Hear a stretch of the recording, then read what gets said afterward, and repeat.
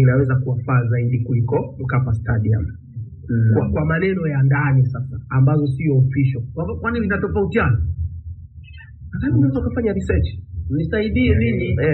Lakini ukiangalia yani leo hii ionekane kiufundi uwanja ambao ongeza microphone, yani ionekane Benjamin Mkapa leo kiufundi show uwanja rafiki kuliko ni Amani, wakati hiyo Yanga bora ambayo unaizungumzia ilikuwa inapata matokeo pale. Yani mimi kwenye kitu ambacho amezungumza Hamsi naweza nikamuelewa kwenye eneo moja. Kwenye eneo la kuchezea wanahitaji eneo dogo zaidi. Unakumbuka kipindi ambacho Liverpool wacheza na Real Madrid, kipindi Santiago yuko kwenye matengenezo. Wachezaji wa Liverpool walikuwa wanalalamikia kiwanja cha Real Madrid kwamba hatuwezi kucheza vile tulivyozoea kwa sababu ya udogo wa kiwanja. Ukitaka kukimbia huko nje, ukitaka kufanya vitu havitokei, ni kwa sababu umezoea kucheza eneo kubwa, leo unacheza kwenye eneo dogo. Lakini kwangu mimi inaweza isiwe sababu. Mazoezini kuna zile small side games, watu wanacheza kwenye eneo dogo tu, unachezaje? Kwa hiyo inategemea na wao pia, ni kitu ambacho wanaweza kama wamekifikiria. Subiri tuone ni nini kitatokea. Na nisaidie sasa, tushafungua mjadala kwenye kucheza sasa. Eneo kubwa si ndio naona kama ina faida ukiwa unacheza kwenye eneo kubwa, kama una watu ambao wako timamu kimwili. Basi umezungumza kitu kizuri sana. Yaani kama una wachezaji hawako timamu kimwili, hawezi kuhimili kucheza kwenye eneo kubwa. Of course hata mimi nitaka kuzungumzia hiyo. Unaweza ukapima level of fitness ya wachezaji wako, ukaona wako tayari kukava eneo kubwa sana la uwanja. Lakini kuna namna unaweza ukajiona kwamba bado hujafika 100%. Unafanya nini ili nakukatisha? Nimejaribu kuangalia hapa ukubwa wa eneo la pitch la New Amani na Benjamin Mkapa. Naona linalingana mita 105 kwa mita 68.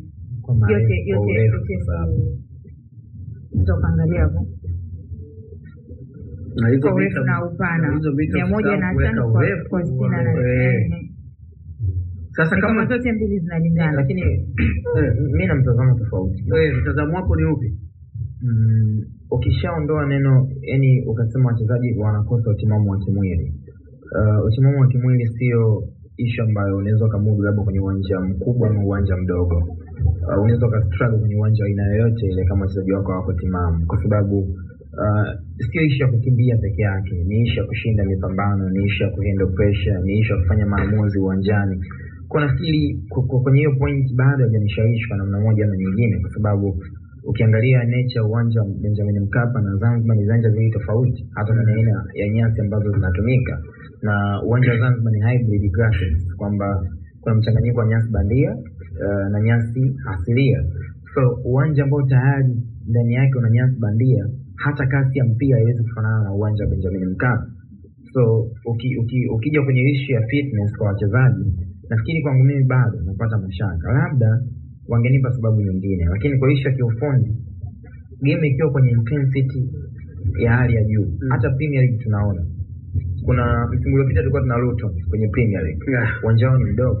Lakini uwanja ambao unaongoza kwa vipimo vya ukubwa Premier League ni uwanja wa Nottingham Forest. Yes. Na ukicheza uwanja wa Stamford Bridge na ukacheza uwanja wa Nottingham Forest, inawezekana ukacheza Stamford Bridge ukateseka na ukacheza pia kwenye uwanja wa Nottingham Forest ukateseka. Kwa hiyo msingi bado mimi nahitaji kuona sababu nyingine, lakini kwenye issue ya fitness level ndio imepelekea tukupiki uwanja wa kule. No, alipelekane na Simba hapa na mliona intensity ilivyokuwa. Uwanja wa Bekane nyumbani siamini kama ni mkubwa kukompea na uwanja wa Wydad Casablanca, lakini angalia ile intensity ya mechi ilivyokuwa kwenye uwanja ule uwanja wa Bekane akiwa nyumbani. Kwa nafikiri lakini kitu kingine pia issue ya fitness Juma ni issue ya mentality zaidi uwanjani, kwa sababu wachezaji wako wanatakiwa waandae kabiliana kwenye mazingira tofauti tofauti.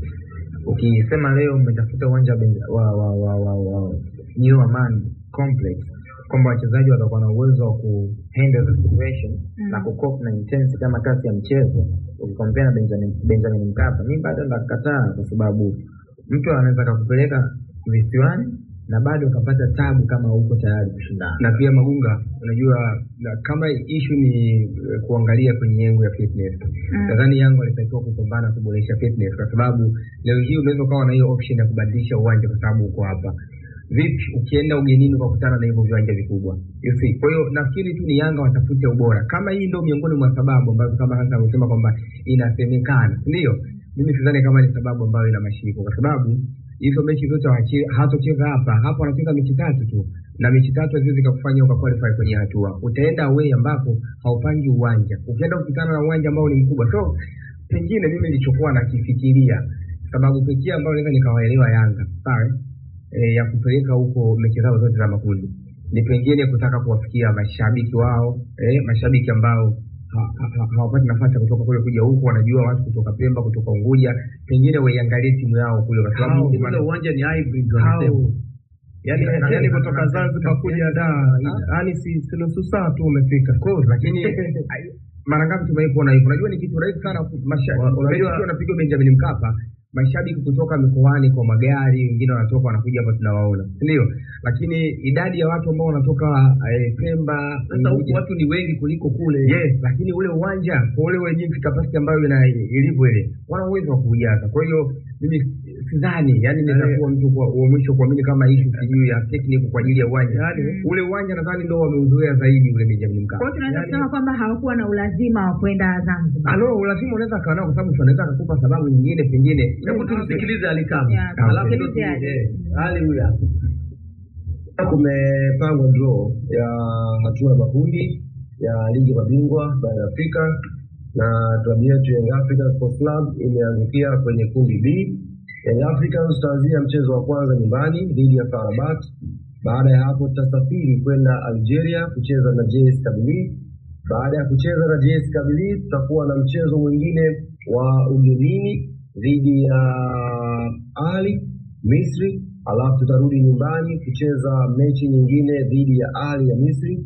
Alafu tutasafiri tena kuelekea Morocco kurudiana na FAR Rabat, na mchezo wa mwisho utafanyikia Tanzania dhidi ya JS Kabylie.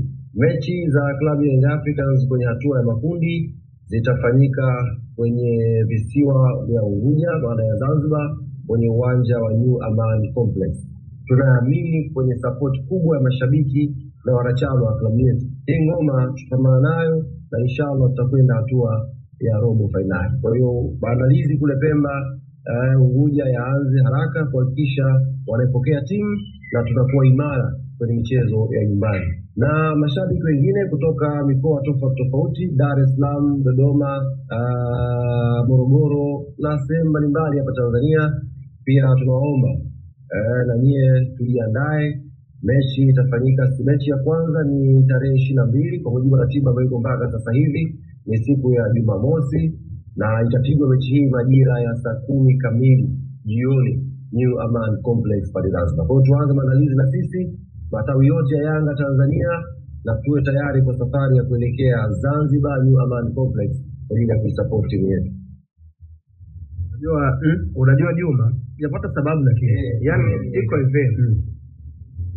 Ndio faida ya kusikiza crowd, kwa sababu unaweza kuwa unapata info za ndani ambazo sometimes huwa hazitoki. Kwa tunapokuja kuzungumza hapa, hatukurupuki kwamba tumezungumza. Ndio. Kuna kitu utakuwa umekisikia, that's why unazungumza. Mimi sitaki kuamini kwamba Yanga ni wajinga kiasi hicho. Ndio. Waache maelfu ya pesa Mkapa afu akimbilie New Aman. Nimekuambia sababu ya kwanza ya fedha. Tuseme New Aman inabeba mashabiki wangapi? 15. Walipoboresha bwana. Wanafika 20. Angalia, wanavuka bwana. Umeona? So hata wakiwa wameongezeka, sina uhakika kama watazidi 25. Hata wakifika 30, bado huwezi kukompare 20. Umeona? Yani ukiwa Mkapa watu 60, afu unaenda kwenye uwanja ambao unabeba watu 20, means kuna pesa nyingi sana ambayo umekubali kuitupa. Kwa nini uende huko? Ndio tunarudi hapo.